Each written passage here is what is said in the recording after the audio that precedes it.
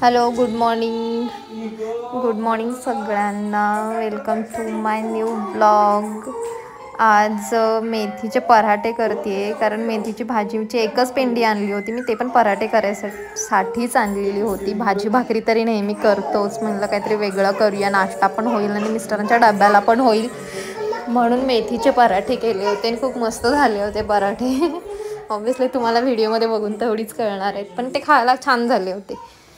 मग सकाळी लवकर उठून भाजी वगैरे धुवून ठेवली, अंघोळ वगैरे करून पराठे करायला घेतले मी. पिऊ तरी झोपलेलीच होती अजून. व्योम उठून इकडे तिकडे खेळत होता.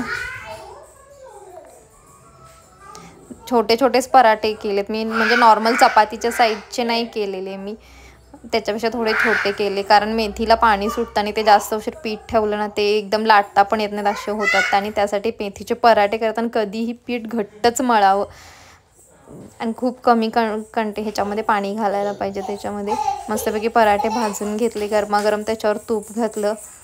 आली ती मुलं मला इथं दमवायला परत. मस्त गरम गरम तूप लावून भाजत होते. मिस्टर आंघोळ वगैरे करून पूजा करून आवरून आले होते, त्यांना गरम गरम लागलंच, खायला पण देत होते. बघू व्योम इकडे बघ. झालं, त्यांनी जेवून मस्तपैकी डबा घेऊन गेले. इकडे व्योम आणि पिहूची मस्त डोक्यात काय घातलं ते इकडे दाखव की मला. काय घातलं डोक्यामध्ये गुंड्या? काय घातलं रे पिल्लू?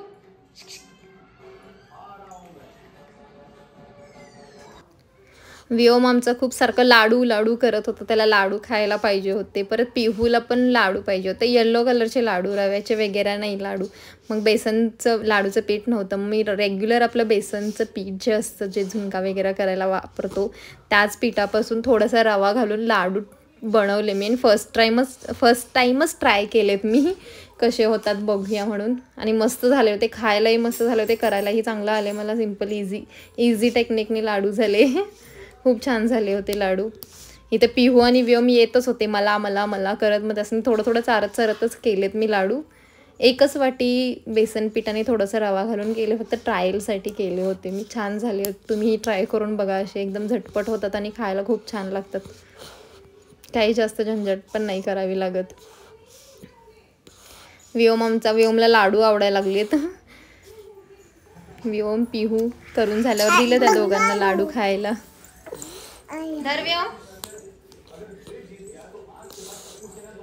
खाओ खा खुश. काय दिलं गुंडू? लाडू. बस तिथे सोफ्यावर बसून खा बघू. बस खाली बसून खा. वर बसणार?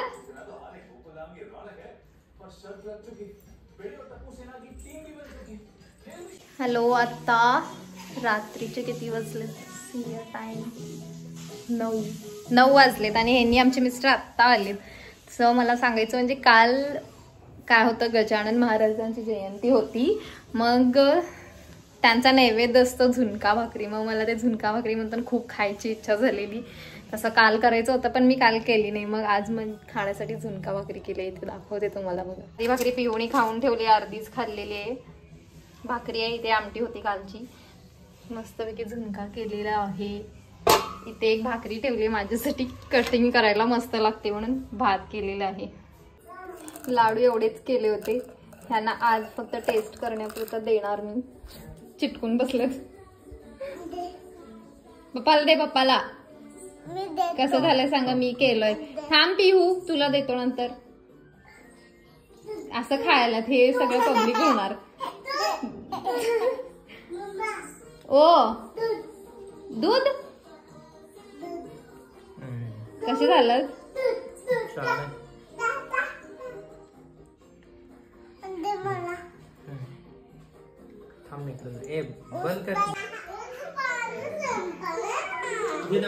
त्याचं बॉटल दे त्याला. व्योम, पिऊची बॉटल दे पिऊला.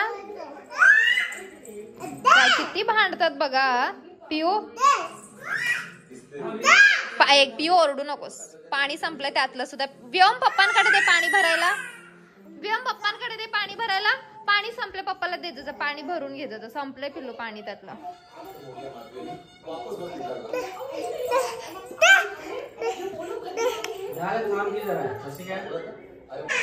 आता मी जेवलो आहे, सगळे जेवून बसलो इथे. आणि एक गोष्ट मी मगाशी तुम्हाला दाखवलं, झुणका भाकरी. आणि एक खूप म्हणजे एक जेवणामध्ये भाव असतो बघा. तुम्ही काय माइंडनी जेवण करता ना, तर त्याचे सगळे भाव जेवणामध्ये उतरतात. मग मी तुम्हाला मगाशी बोलले की असं त्यांचा प्रसाद असतो महाराजांचा, म्हणून मला खावं असं वाटतंय. आणि आज एवढा अप्रतिम झुणका झाला होता ना, मला मस्त खाते जाओ असंच वाटत होतं. काय झालं, याला झोप आली.